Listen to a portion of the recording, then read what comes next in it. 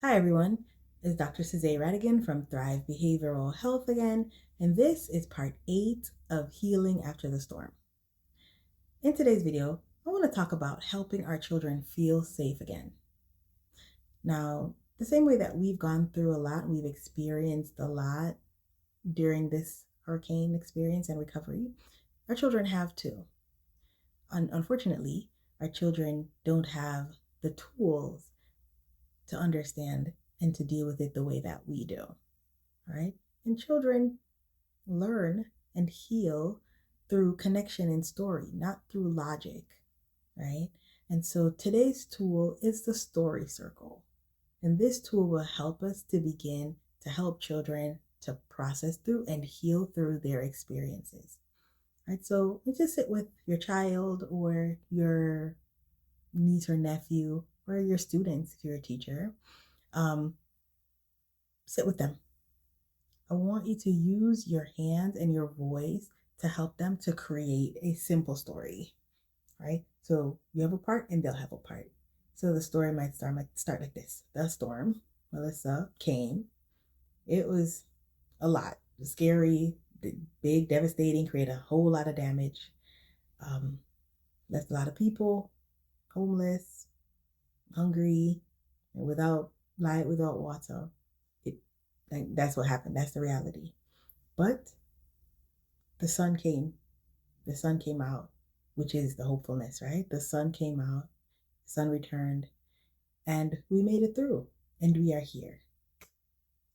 This is the backbone of the story.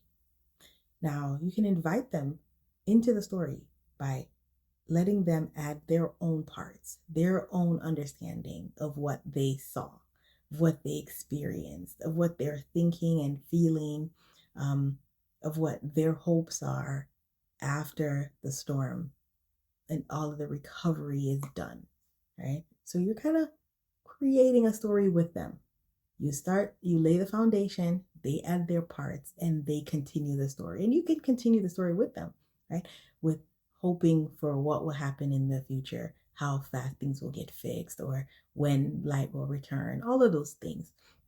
You want to let them act it out. Children are naturally playful, their language is play. So let them act it out if they want. Be playful with them, be silly with them.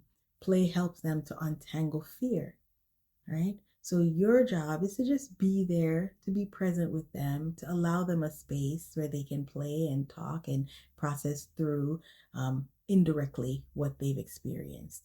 I keep repeating to them that they're safe, that we're together, that we're going to get through this, and let your calm become their wall or their shelter.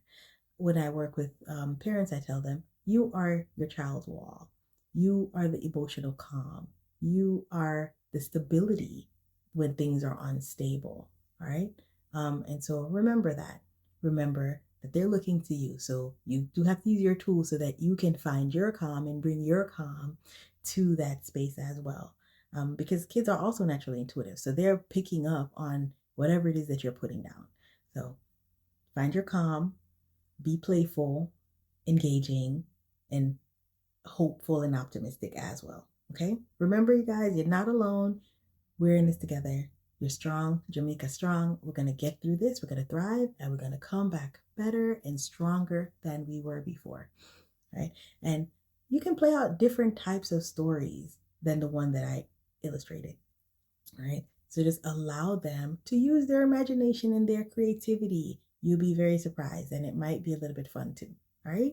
So thanks for joining me in this video and I'll see you in the next one.